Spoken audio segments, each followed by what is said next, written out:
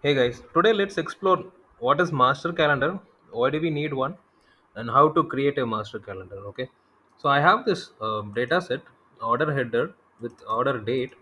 So with this date, we are going to create a master calendar, which is no, equivalent to the time dimension which we normally do in data model.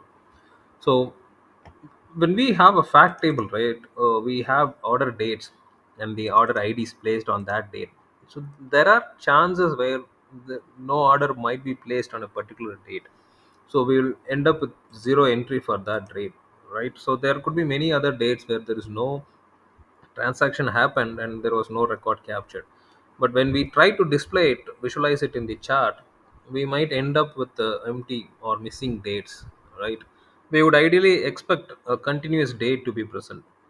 So in that case, the master calendar will help you out with the unique 365 days throughout the year, and wherever that if you have a matching metrics, you can populate, or else we can simply make it zero. Okay, so that's one benefit of having a master calendar. Now let's see how to create one.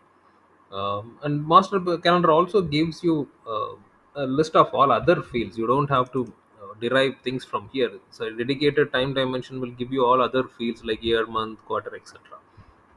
So now let's get into master calendar. So the first step is to know the range from starting from which to which we are going to create a calendar. Okay, so normally we go with our existing data set. So we have this fact table, I have this order date. So I'm going to find out what's my minimum date and what's my maximum date. So that's going to be my range for this master calendar. So to do that, I'm taking a resident of this table, which is nothing but the order header, and I'm calculating the minimum date, and I'm keeping it as in this column. I'm also calculating the max, and which is stored in this column. So now I have these two details in this temp table.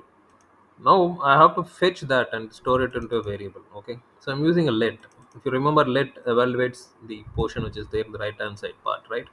So what we do is we use a peek function. We peek into this field, and we are going to take the first record. 0 represents the first row. Obviously this is going to have only one record because it is a minimum. So we are going to take the first record from this field, which is there in this table. Okay, this is the table. So that's what peak does, and we are going to convert that into a number and store it into minimum date. Similarly, for max date, I have this variable and which is going to retrieve the max date from this temp table. Now that we have got these two variables, we don't need this table anymore. So we're just simply dropping this table. Okay. So now with the help of these two variables, the min and max, we are going to create a temp calendar. Okay. So what we are going to do here is, with the help of auto generate.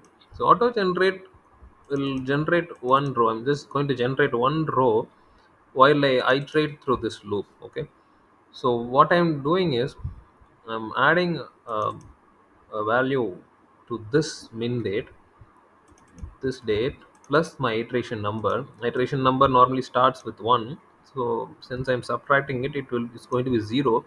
So just nothing but this date plus 0, which is going to be the same date. So that's my first number, and the next iteration is 2 minus 1 1. So 1 will be added to this, which is nothing but the next date. So if you remember, in Qlik, everything is dual, right? So it's either a number or a text.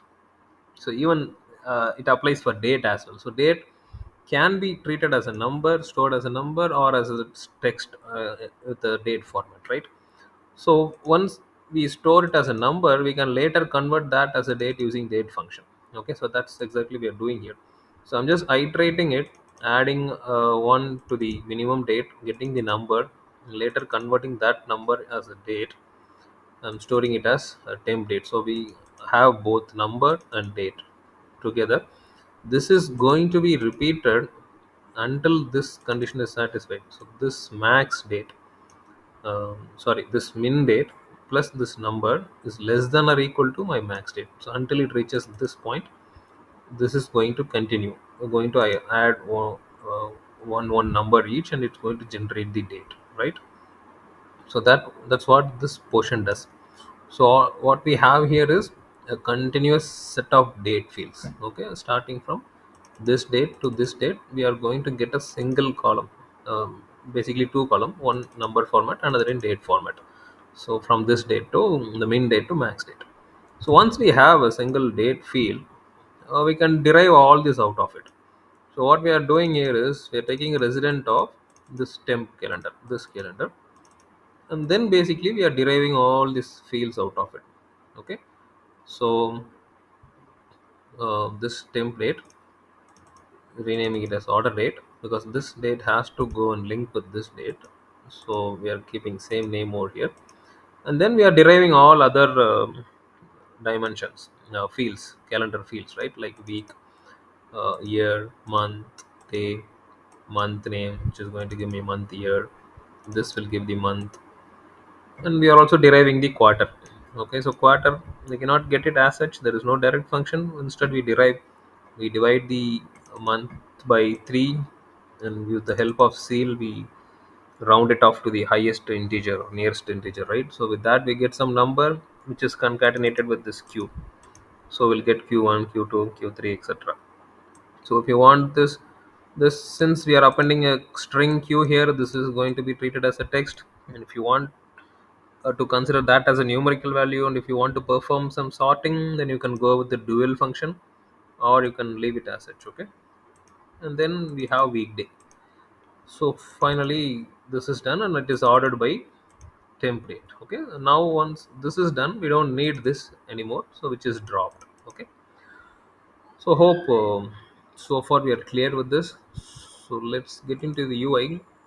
So once we perform that, this is what we get, right? So this is the actual date I have here. Over here I can select a quarter. I could see the respective months, month, year, weekdays. Okay, so we can also visualize it. I have count of orders by month, year. So based on my quarter selection, I could see what are all the months, right, and how many orders. So this is how master calendar helps us to come up with all these fields, like year, quarter, month, etc. Hope we got some basic understanding. Please do let me know in the comment section for any clarification. Thanks for watching.